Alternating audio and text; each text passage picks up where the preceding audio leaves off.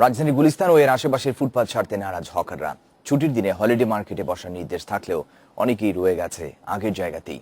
Hawker নেতারা বলছেন, ফুটপাত hawker মুক্ত করতে হলে লাইনম্যান নামধারী চাঁদাবাজদের দমন করতে হবে।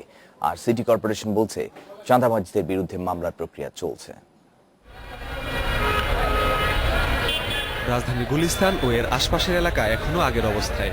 কি ফুটপাত কি রাস্তা, সব জায়গাতেই দোকান সাজিয়েছে হকাররা। ছুটির দিনে হলিডে মার্কেটে বসার নির্দেশনা থাকলেও অনেকেই বসেছে পুরনো জায়গায়। ফুটপাতে বসার যুক্তিও দিচ্ছেন হকাররা। অপরিচিত জায়গায় কেমনে কোন জায়গায় গিয়ে কার জায়গা দিয়ে দোকানপাট বসাবো, আর এই জায়গায় আমাদের পরিচিত। ফুটপাত ও রাস্তা হকার মুক্ত করতে ছুটির দিনে রাজধানীর মতিঝিল আইডিয়াল স্কুল অ্যান্ড কলেজের সামনে, মতিঝিলের ইউনুস টাওয়ারের সামনে, সেগুনবাগিচা কার্পেট গলি, Baitul Mukarram link road, Nawabpur road এই 5টি স্থানে হলিডে মার্কেট বসানোর সিদ্ধান্ত নেয় দক্ষিণ সিটি কর্পোরেশন। এর মধ্যে মতিঝিল আইডিয়াল স্কুল, সেগুনবাগিচা ও বাইতুল মোকাররমে হলিডে মার্কেটে বসেছেন হকাররা। জমে উঠেছে বেচা কেনাও।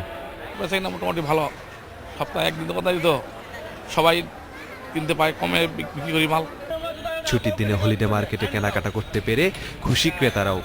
আমরা যারা চাকরি বাকরি করি তাদের জন্য শুক্রবারে বা শনিবারে এরকম খোলা বাজার থাকলে একটু চিপে পাচ্ছি। কিন্তু মতিঝিলের ইউনুস টাওয়ারের সামনে ও নবাবপুর রোড এই দুটি জায়গায় কোনো হকারই বসেননি। হকার নেতারা বলছেন, পুরনো জায়গা থেকে নতুন জায়গায় নিয়ে যেতে হলে প্রথমেই চাঁদাবাজদের বিরুদ্ধে ব্যবস্থা নিতে হবে। চাঁদাবাজদের বিরুদ্ধে যে মামলা করার কথা, সেই মামলা যদি হয়ে যায় এবং চাঁদাবাজদেরকে যদি গ্রেপ্তার শুরু করা হয়, হলিডে মার্কেটগুলি চালু হবে।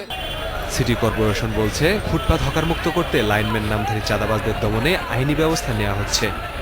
অবৈধ যে মাসোয়ারা বাণিজ্যের মধ্যে আছে তাদেরকে অবশ্যই আইনের আওতায় নিয়ে আসা হবে। সেই বিষয়ে আপনার মামলার অলরেডি পদক্ষেপ নেওয়া হয়েছে।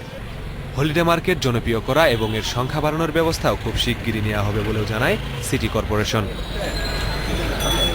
Masudur Rahman, independent news, Dhaka.